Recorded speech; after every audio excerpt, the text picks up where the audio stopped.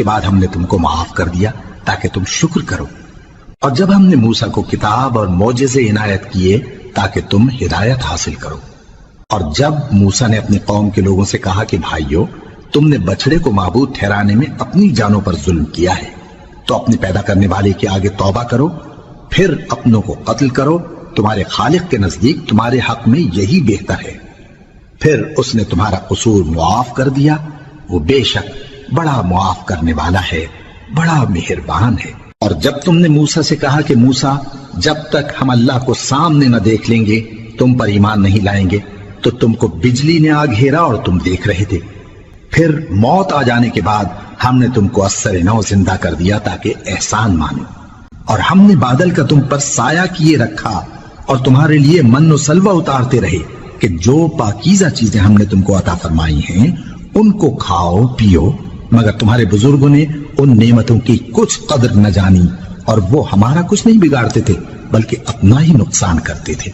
اور جب ہم نے ان سے کہا کہ اس گاؤں میں داخل ہو جاؤ اور اس میں جہاں سے چاہو خوب کھاؤ پیو، اور دیکھنا دروازے میں داخل ہونا سجدہ کرتے ہوئے اور حطۃ کہنا، ہم تمہارے گناہ معاف کر دیں گے اور نیکی کرنے والوں کو اور زیادہ دیں گے۔ تو جو ظالم تھے انہوں نے اس لفظ کو جس کا ان کو حکم دیا تھا بدل کر اس کی جگہ اور لفظ کہنا شروع کیا، پس ہم نے ان ظالموں پر آسمان سے عذاب نازل کیا کیونکہ نافرمانیاں کیے جاتے تھے۔ اور جب موسیٰ نے اپنی قوم کے لیے ہم سے پانی مانگا تو ہم نے کہا کہ اپنی لاٹھی پتھر پر مارو۔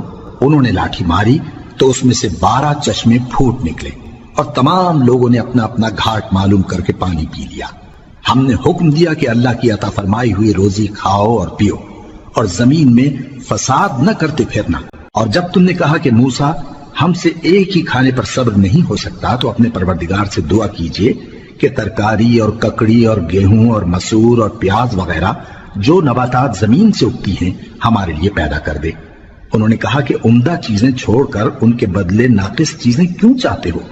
اگر یہی چیزیں مطلوب ہیں تو کسی شہر میں جا اترو، وہاں جو مانگتے ہو مل جائے گا۔ اور آخر کار ذلت و رسوائی اور محتاجی و بے نوائی ان سے چمٹا دی گئی اور وہ اللہ کے غضب میں گرفتار ہو گئے۔